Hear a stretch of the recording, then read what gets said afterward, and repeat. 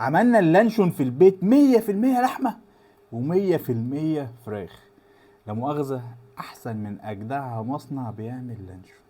تعال، اظن دلوقتي احنا كلنا اتاكدنا خلاص ان اللانشون غير صالح للاستخدام الادمي، بيسبب امراض وخاصه السرطان. ما فيهوش لحمه، يعني يقول لك لانشون لحمه ما فيهوش لحمه، لانشون فراخ اكيد ما فيهوش فراخ، ما فيش خالص، ما فيش بروتين، يعني كله نشا وكله فول صويا. ايه يا جدعان، ايه يا جدعان، ده كيلو اللانشون وصل 300 جنيه و400 جنيه يا جدعان. عايز اقول لك اللي انت هتشوفه ما فيهوش الوان صناعيه، ما فيهوش اي مكسبات، ما فيهوش اي حاجه، كله لا فراخ لا لحمه. عملنا الفراخ وعملنا اللحمه. على وشك يا مصور، على وشك، بسم الله الرحمن الرحيم، على وشك. اوبا، ايه ده. طب والله على وضعه. بص القوام، قرب بص القوام. ده اكيد الفراخ. ده الفراخ. التاني بقى بصوا، احنا بدل ما نحط له لون طعام عشان ما يبقاش حاجه مش صحيه، حطينا له ميه بنجر. يعني انا جبت بنجر سلقته، وانا هوريكم الطريقه، وحطينا له ميه بنجر. بس انا بقى مش عارف اللون هيبقى عامل ازاي لان انا زودت شويه. بس هو قاعد يقول لي زود. اوبا، وريني. لا نفتح مصنع لانشون. انا عايز اوريك اللمعان اللي في الكوز اللانشون. ايه يا مصور، ده في الفلايه دي ولا ايه؟ ايه ده، ايه يا جدعان ده، انت شايف؟ المصانع. ايه رايك؟ لا بص، ما هي لازم القفله او البرمه تبقى مظبوطه. يعني بص يلا ندوق. يعني نبدا بايه، بالفراخ؟ نقطع بقى. نبدا بالفراخ الاول عشان ده شكله مغري. انا مستغرب اللمعه. استنى. جاي لي كيس العيش بتاعه المصور مجهز لي كيس العيش بتاعه والله. قرب بقى كده يا مصور، قرب يا مصور.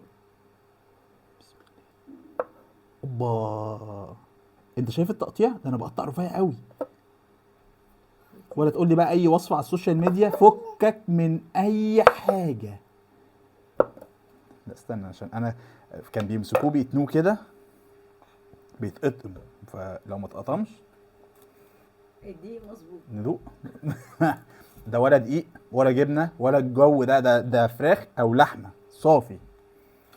ايه رايك؟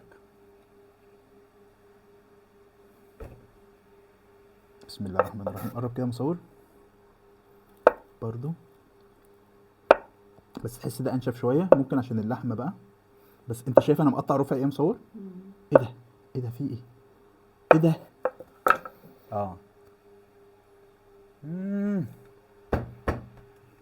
طبعا انتوا صدقتوني ان انا عامل الكلام ده في البيت. عايز اقول لك ان لانشون البيت او اللي انت هتعمله في البيت استحاله يطلع زي المصانع يا جدعان. دي صبه ده مظبوط صبه، استحاله. انا شفت لا يقل عن 20 فيديو بيعمل لانشون، جربتهم كلهم في البيت. احسن طريقه وصلت لها اللي انا هوريها لك، مع العلم ان الفيديو كان حاطط صوره والحقيقه صوره تانية خالص. يعني ما تهتمش بالشكل، انت اهتم بالمضمون، اهتم بالحاجات اللي انت حاططها. انا هوريك دلوقتي. لكن ان انت تطلع اللانشون بالمنظر ده، دي مصانع باشا. ده دقيق، هو ده ما فيهوش لحمه، ما فيهوش فراخ، مكسبات طعم، لون، رائحه. اديله يا باشا واقلب وانت بتاكل ومبسوط. وده غلط جدا. هو استحاله نطلع الشكل كده، مش استحاله نطلع الطعم. الطعم طلع والله، اللي انا هقوله لك، الطعم طلع تحفه، ما تضحكوش والله ده اللانشون الفراخ البيتي. هو مجهد شويه بس اهم حاجه المضمون. ده لانشون المطاعم، ده لانشون المصانع. في فرق، لكن في الطعم والقيمه الغذائيه والعناصر المفيده اللي جواه، ده لا يقارن بده. تحفه بجد. ابسط حاجه والله بجد. انت عارف ايه اللي موجود؟ انا هقطعه قدامك، تعالى كده مصور. انت عارف ايه اللي موجود جوه؟ والله فراخ يا جدعان، فراخ يا جدعان، وبيتقطع رفيع اهو يا جدعان. يعني بص سيبك من اي حاجه، امسك لك دي كده. ده لانشون البيت اللي انا عامله اهو، وطري وجميل وطعمه حلو، فيه كميه بروتين. انت عارف انت حاطط فيه ايه؟ والله العظيم حلو. بس امشي على الخطوات دي، هتستنى الشكل ده، اقفل وامشي. اللحمه بقى اللي كان مفاجاه، ما كنتش هطلعه، مصور قال لي طلعه. يعني 3 كيلو لحمه فعلا هدر، 3 كيلو لحمه عشان نوصل للنتيجه دي. وانا راضي بالنتيجه، يعني انا راضي ان انا اكل حاجه نظيفه. عايز اقول لكم حاجه، كوز اللانشون ده ب 20 جنيه، والله العظيم ب20 جنيه. قول لي بقى ايه اللي جواه. انا هرميه يعني، انا كده كده مش هاكله، بس انا بقول لك ده ب20 جنيه. انت متخيل؟ جاهزين للحمه؟ بس والله طعمه حلو جدا.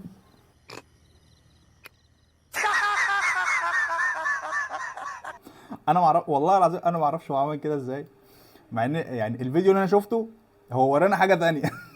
يعني نفس انا حاطط له ميه بنجر او اللون بتاع البنجر، ما استخدمش لون صناعي. عايزين تستخدموا لون طبيعي صناعي مفيش مشكله، هيقرب من الشكل، بس برضو نقطع ونشوفه مسوي. الفكره بقى ان انت حاطط لحمه، اعتبره ايه؟ اعتبره اي حاجه والله يعني. اعتبره جرح وراح. يعني بص، انا والله العظيم ما بضحكش عليكم. انا يهمني ان انت تبقى عارف السوشيال ميديا ماشي ازاي. والله بص، اللي جوه ده لحمه. بس والله الطعم بيبقى لحمه، حلو جدا. الطعم حلو، هو الطعم حلو، لانشون لحمه عادي اهو. والله حلو. يعني لحمه، نص كيلو لحمه عملنا كوزين اللانشون الحجم ده. يعني نركن ده على جنب، مش احسن حاجه لو انت مش هتجرب في الشكل. في الشكل، لكن مضمون حلو لو انت عايز قيمه غذائيه كويسه لاولادك تعمل لهم سندوتشات الصبح، تمام. وده تحفه، ده ولا غلطه. ممكن بقى تحط زيتون جوه الكلام ده، انا كده كده هحط لك الفيديو سريع جدا جدا جدا، حاجات بص خامات من البيت. كنت ممكن اطلع اقول لك ده اللي طلع معايا ودي النتيجه وانت مش شايف حاجه واضحك عليك، لكن عمري ما عملت كده. فبس ده الفرق، قرب كده مصور. ده الفرق بين البيت والمصانع. اول حاجه في الوصفه تنزل بكوبايه ميه، بعد كده البهارات هقول لك عليها في الكومنت. اللحمه انا حطيت بنجر زي ما قلت لكم في اول فيديو، ميه البنجر. بعد كده هتقطع على الخليط ده عيش، سواء رغيف او رغيفين على حسب زي ما انت عايز. انا جبت صدرين كاملين فراخ قطعتهم.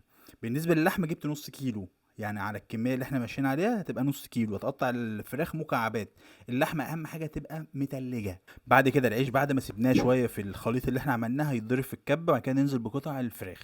ولو اللحمه هننزل بالقطع اللحمه او باللحمه المفرومه، ونفضل نخلط. اهم حاجه وانت بتخلط تنزل بمكعبات تلج، دي هتفرق جدا في الخلطه بتاعتنا.